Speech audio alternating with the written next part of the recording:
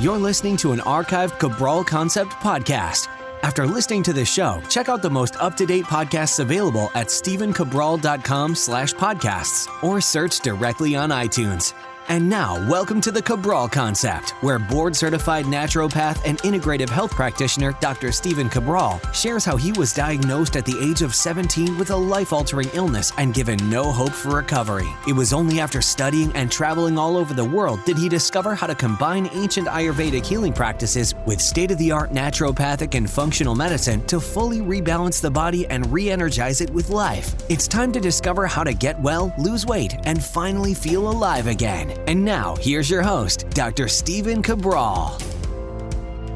Hi, everyone, and welcome back to the Cabral Concept. We are here today with part one of our Cabral HouseCalls. We'll be going through our community's questions today, question by question, from all over the world. These have come in over the past couple of months. Always great to see what our community is asking, what they are interested in. And much of the time, these topics that I see over and over, I turn them into longer individual podcasts that I do on a daily basis, as I'm sure you're aware about. So all of these, I'll be referring back a lot today to stephencabral.com/podcasts. That's where we can look up individual shows for more information on each topic. And it's also where you can find all of the back shows, all of the previous shows to today. Today's episode is stephencabral.com/1317. So if you are reading along, which I hope that you do with each of the questions, you can head on over to stephencabral.com/1317 and be able to see those as well. Well, why don't we dive right into it? If you're new to the show, this is where we answer about 5 to 10 questions every Saturday and another 5 to 10 questions every Sunday. I don't do any rehearsal for them. They basically come right up on my screen. My team puts them together for me, and I go through them on a first-come, first-served basis. Today, we're starting with questions from August 5th, and today is September 14th. So we're actually not that far behind. We're only about 6 weeks behind, and that's because my team has been doing a great job at pulling out questions that have already been answered before, or they're customer service questions, or whatever it may be, and they're able to help them to a greater degree.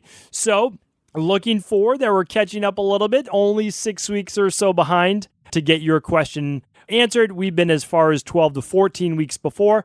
It's simply first come, first served basis over at stephencabral.com/askcabral. And again, you know my biggest recommendation is to simply join for free cabralsupportgroup.com and ask your question right there. That's completely free. Facebook group, our health coaching team will answer that. And also, you'll get to meet so many great people from all around the world as part of that global health community. Okay, well, let's dive right into the first question. This first question is from Elise. Hello, Dr. Brawl. I recently discovered this podcast and I absolutely love it. The past few months, I've been hearing more and more about people doing psychedelic mushrooms and having a positive mental, spiritual effects. I have always been very skeptic to everything that affects my brain, and that is out of my control, but it piqued my interest. I know they have been commonly used in rituals in ancient cultures, especially in South America. I want to get your thoughts on the matter. Do you think that it could have a positive effect? Of course, it has to be organically grown and good from a good source. What are the potential side effects? Thank you in advance. Okay, so yeah, there can be a lot of positives and there can be negatives as well. So whenever a hot topic comes about, we only hear about all the positives. And, you know, the latest, biggest one is psilocybin, and that coming from mushrooms. So here's the nice thing that they found, that people that have taken a certain dosage of psilocybin have been able to deal with depression and mood-based disorders to a much greater degree. And now it's being funded. I believe this study literally just came out this week, and it's a multi-million-dollar study. I believe well over $10 million. I don't have the exact number in front of me, but I'll be interested to see this because mushrooms are essentially a natural occurring fungi, and they can have really great properties for mind and body. The rituals that you're talking about in South America, which have become much more popular, especially in Peru, have or you're most likely referring to as ayahuasca. And ayahuasca allows people to do deeper introspection and look at things that might be affecting them, roadblocks that might be holding them back. I'm actually not against either one of these, and I don't know if that will surprise people or not, but what I like people to do is do them in a controlled environment, a safe environment, and I want to make sure that you're doing them legally, of course, and that you're taking the dosage that might be right for you. Typically, when you're taking either one of these, you want to be with someone that's experienced with these types of rituals or psychedelic-based effects so that you don't hurt yourself and that you don't hurt anyone around you as well. So there are side effects. The side effects can be paranoia. It can be conjuring up things that you are not comfortable with. And that is also why you want to be in a controlled and safe environment while doing them. Before doing anything like this, that would be mind-altering. You'll want to get much more research, do much more study into it, rather than just going willy-nilly and diving deep into things that will alter your psychological-based state that you might not be ready for. So I'm not against them. I do recommend looking into them to a greater degree. And for people who don't need them, I don't actually recommend them. So that's one thing. A lot of people saying, hey, are you going to do this? You're going to do that? And the answer is typically no. Right now, I see no need for it to do it in my life. I'm good where I am right now, but not against it for sure. So just wanted to put that out to people as well. Just because you read about it doesn't mean that you need to do it. All right, Rosie's up next. Hi, Dr. Stephen Cabral. I'm Rosie from South Africa. I'm currently studying your IHP course, level 1 and 2, and have a situation with my husband regarding GERD and Barrett's esophagus and acid reflux and proton pump inhibitors. My husband swallowed a camera and got his results back that he has Barrett's, and his dad has this done 7 months ago and had the same results. His dad had an operation done, and I'm trying to get my husband to not just cut out, as recovery is weeks of liquid diet, etc., and can never vomit again if ill. My husband is 34, weighs 117 kilos. He needs to lose weight. He struggles badly with leaky gut, especially with gluten and bloating, and I'm sure he has bacterial overgrowth. I'm putting him on your meal plan for weight loss to lose weight first. Please, could you guide us in the direction? Do you know of labs that can be done in South Africa? Our exchange rate is very bad and would love to run the labs. Thank you so much. Kind regards, Rosie. Rosie, thank you for writing in. Thank you for being a great community member of our Integrative Health Practitioner course and certification. So the labs, we are looking at shipping labs to South Africa. That won't be till most likely 2020. We're going to have to look into that. So here's the thing. You can look at the labs we run and you can see if there's a doctor over there that may be able to run them. Naturopathic doctor, functional medicine doctor, someone that's able to run these types of labs. And then also, you're on the right track. I mean, again, I can't give you medical advice over a podcast. That's not what I do. I don't treat, cure, or diagnose disease. We look at the underlying root causes. For your husband, absolutely focus on the weight loss first. Focus on getting him down to a healthy weight. Do the 21-day detox. Use the 12 to plus hours of intermittent fasting every night. Do the smoothie in the morning, mainly a plant-based diet. Do the candida and bacterial overgrowth protocol if you can get those shipped, even if you can't do the labs. Fix the gut with the CBO finisher after that, right? Go through the whole process. Assume he has everything if you can't get the labs back, because you're going to make him healthier either way. And of course, I can't give you advice, but if it was someone in my family, I simply wouldn't want them to have that surgery. But that's me. All right, Samantha's up next. Hi, Stephen. I love your podcast. Thank you for providing so much amazing, insightful information. The Rain Barrel Effect is one of my favorite reads. I think it should be in every library worldwide. My question is, what do you think of the Pyrrole test? Is it important? What type of conditions can it pick up? I've had anxiety and depression and mood swings for many years. Going back to my teenage years, it was over 20 years. A friend suggested it might be worth me taking the test. Thank you, and waiting to hear your thoughts. Okay, Samantha, let me see if I know that I've talked about this before. Go to stephencabral.com/podcasts, and let's see if I can find it here on the search box. Pyrrole. Still not there, the Pyrrole test. Let's see, I might have just spelt it wrong, and no, I guess, I know that I've talked about it before. Cryptopyrroles. And again, there's different pronunciations for that, Pyrrole, Pyrrole. But here's the thing. You can absolutely have the test done. But here's the thing. I stopped running this in my practice in 2014. 2014. And I can remember it because I would run this lab test. It's not a difficult lab test. You can run it with urine if you'd like. But here's what I did. Everybody who came back high on it, yes, more, if you might come back high if you have symptoms of anger or irritability or higher temper or other inflammatory-based issues.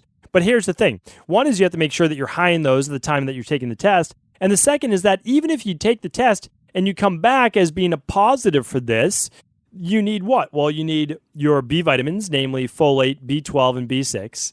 You need zinc at a higher dosage, and you need magnesium. So what I did was I simply saved people from having to spend a couple $100s on this lab test, and I gave them those vitamins. And lo and behold, with an activated B complex at lunch, 1 capsule, the DNS for breakfast, a balanced zinc at dinner, and then the full spectrum magnesium, 1 at lunch, 2 at dinner, they got much better. So hopefully I can save you a lot of time there and just give you what works in clinical practice as well. All right. Thank you for writing in, though. Appreciate that. Kelly's up next. Hi, Dr. Cabral. What advice do you have for individuals with lipedema?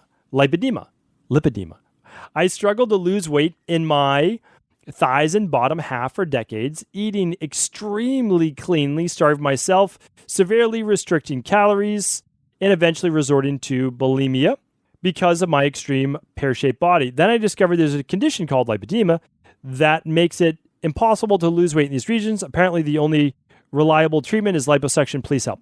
All right, Kelly, and I want to just thank everyone for writing in. But here's the thing. Don't listen to those people saying that. Do not listen to the people saying that, because here's the thing. And I believe I just talked about this last week. It was on episode 1290.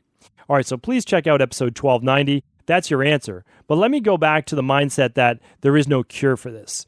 There isn't only a cure for something because the articles that you're reading don't know it, but other people do. When you carry more weight in your thighs and your glutes, basically your butt, you're looking at more of an estrogen dominant and kapha dominant based imbalance. That means you're most likely estrogen dominant, low on progesterone, potentially higher on cortisol, lower on active T4 and T3, lower on vitamin D, and some blood sugar dysregularity.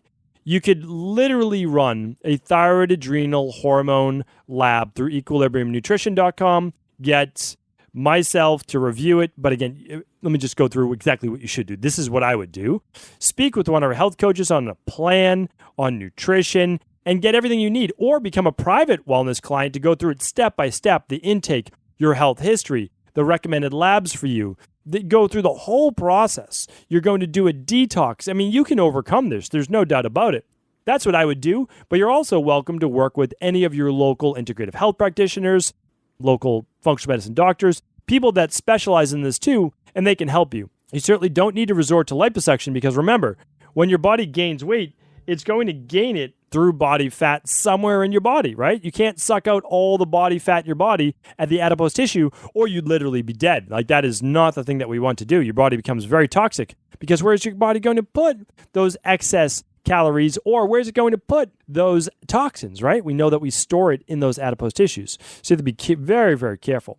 So Kelly, check out episode 1290 and also remember the only answers that where they say that it's incurable are those people that simply haven't found out those answers. That's all. All right. Kristen's up next. Hi, Dr. Pyrrole. Reading your book, The Rain Barrel Effect, and listening to your podcast has really helped me understand a lot of my health diseases. One problem that I have been facing is heavy legs. It all started with an intense SIBO, which is small intestinal bacterial overgrowth, and parasite, and I believe my detox pathways were not equipped or supported. I began to gain weight after a stressful time. That winter, I had a horrible depression, fatigue, only 2,000 calories a day, really cold, and could hardly climb stairs. My thought is that my lymphatic system started to get clogged. I had brain fog and started developing varicose veins. I also have all sorts of gut infections and mold toxicity. Someone told me it could be from hormone imbalances, have that too, or else from the mold. My thyroid is optimal now from medication, but still have the heavy legs. What could it be from, and what could I do? Thanks. All right, Kristen, well, our recommendation is not going to be too much different from Kelly's. We are going to run the labs to make sure what's off, omega-6s to omega-3s. I mean, ideally, in an ideal world, everybody would run the big 5 lab tests, and we'd get it all back, and we'd be able to see food sensitivities, omega-3 ratios, minerals that are off, heavy metals. What else would we look at? We look at your thyroid adrenal hormone levels, because if you're on medication, well, then you're not optimal. You can say that your thyroid's optimal, but it's not. You're medicating it to be optimal. And that means that there's other functions in your body that are suboptimal that's causing your thyroid to still be low unless you take medication. And of course, we want to look at the organic acid test for your gut. So I could recommend a big 5. That's my recommendation. But I agree that we need to clean out. We need to open up those detox pathways. So absolutely, I would run the labs. Then before you meet with your practitioner, we like people to run a detox so that it coincides with your consultation and that you have about a week of the detox left. So for example, if you're doing the 21-day detox, start at 14 days before your health coaching call so that you have 7 days left so that you can transition right onto your personalized protocol. That's what I recommend. We get great results doing that. So, the 21-day detox, get your personalized protocol. But in the meantime, do sauna, do dry brushing, do some manual lymph drainage, use the rebounder, exercise, get things moving for sure. Definitely what I recommend. Thank you for writing in, Kristen. We're still good time-wise, so Matt's up next. Hi, Dr. Cabral. I'm writing in for my friend's condition. He's not into alternative medicine and a holistic approach to health yet, so I was hoping you could shed some light on a starting point for his illness. He has pus-filled bumps on the back of his head, some as large as a nickel. They don't seem to come to a head like an average face pimple. Far from it. Looks like he's balding with little patches all over his head, but really they are these pus-filled bumps. He is also currently taking Accutane with results on body and face acne, but not for his head condition. Any thoughts on what this could be causing this, and what tests should be done to find the root cause? All right, Matt, thank you for writing in for your friend. And this could be multiple things with very similar root causes. Remember, the expression is different for each individual, but the root cause oftentimes is very similar to other people.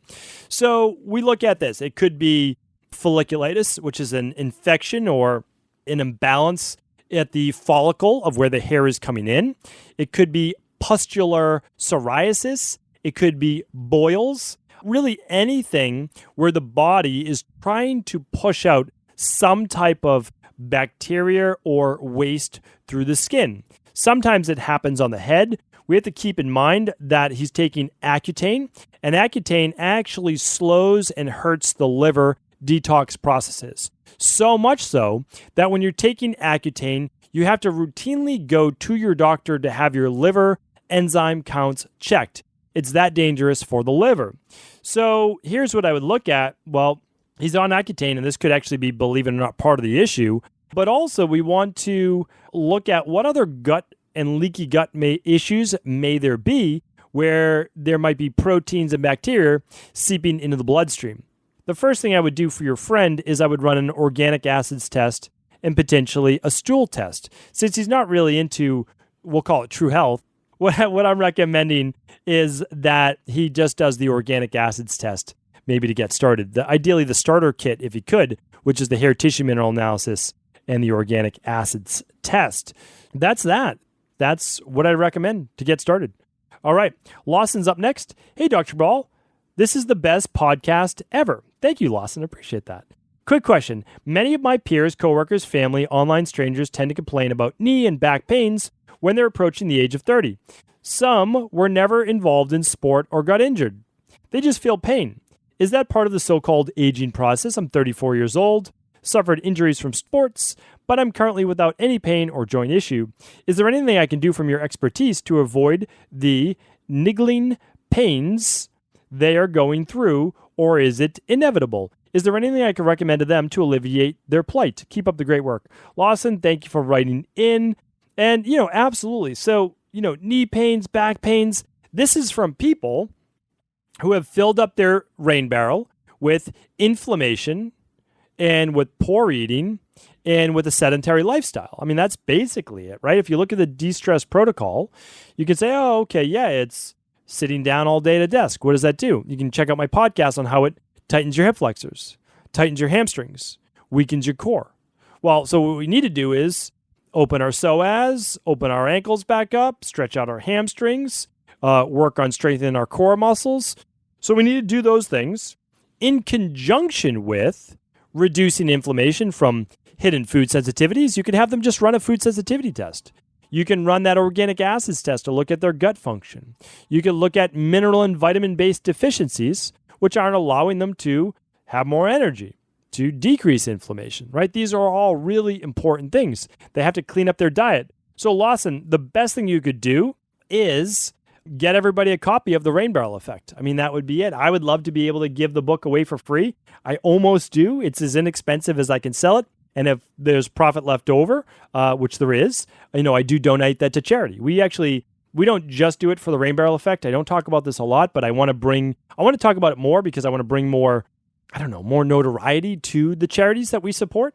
And one of those is Vitamin Angels. And we commit a certain amount of money every year to help women and children and pregnant women and children in developing countries. And so every dollar that's made from The Rain Barrel Effect is actually donated to that charity. And so, if you buy The Rain Barrel Effect, it's given to a good cause. Any money's given to a good cause. So check that out. That will get them going. But again, work on getting their bodies stronger. Maybe 3 days a week of movement and exercise, Monday, Wednesday, Friday, would be great. And no, you do not have to experience this as you age. That is not part of the aging process. It's absolutely not. Our bodies do begin to degenerate, but it shouldn't happen at 30 years old. We're talking well into life. And even then, there's so much that you can do. We're going to be sharing an anti-inflammatory formula that we use in our private practice that we're going to be bringing online. And yeah, there's just so much you can do. That should not be the plight of people as they age. I tell people, and I mean this, every year I get older, I feel stronger. I feel more energetic. I have more vitality. And I want to share that with as many people as possible because it's not me. I'm not an enigma. I'm not, a purple unicorn. These things are happening with people all over the world. You can actually grow younger. And I want to continue to try to share that with people. Okay, let's get in one more question. Darren is up next. Hey, Dr. Cabral, are there any drawbacks from using the supplements L-arginine, L-citrulline, and beta-alanine for training purposes? Also, are there benefits to using them for persons who don't train, but otherwise like my dad who's 61? Keep up the great work, Doc. Okay, Darren, thank you for writing in. There's many benefits to L-arginine, L-citrulline. You didn't mention L-ornithine, but that could be in there as well. And then beta-alanine. So basically, these are vasodilators. They're NO2, nitric oxide promoters, which means they're going to help with circulation. So a lot of people get benefit with blood pressure imbalances. A lot of people get benefit with erectile dysfunction, and a lot of people with brain fog. So there are other benefits outside of exercise and training. My recommendation for people is not long-term usage of single amino acids like an L-arginine, because what happens is you can actually imbalance the side to that, the other, co-side to that, which is L-lysine. So the balancer to arginine is L-lysine. And remember, people with herpes or tend towards herpes and cold sores, etc., should go easy with the higher arginine foods until they do get their immune system fully balanced. They need more of the L-lysine foods and less of the high arginine foods. Now, I believe in general, we can get a nice mix of both in life. People who use them training-wise, exercise-wise, do it because they get more swelling of the muscles during their workout called a pump, right? So the pump gets increased. More blood flow can increase to those muscles. So, what I do is I don't use these, but what I would recommend is if you want to use them, shorter term usage, maybe 4 weeks. I would say maximum of 6 to 8 weeks. And then, if you're using them for health-based reasons, use them strategically when you need them or want them. Or remember, you want to figure out what the underlying root cause is so that you don't have to do high dose of single amino acids. All right, so hopefully that was helpful, Darren. Thank you so much for writing in, one and all. I appreciate your kind words. I appreciate you helping out friends and family and coworkers. We have an amazing, amazing community. I tell people that all the time. anyone that will listen. And thank you so much for listening. I'll be back tomorrow answering more of our community's questions. Did you know that the body really only becomes sick or imbalanced in only 2 ways? Over time, you become deficient in vital nutrients, and you also accumulate toxins internally and from the environment. As those nutrients diminish and you increase your total toxic load, your body then begins to show the first signs of dis-ease. It's actually quite predictable, and the good news is that if we know how you began to fill up that proverbial rain barrel, we also know how to empty it to begin the healing process.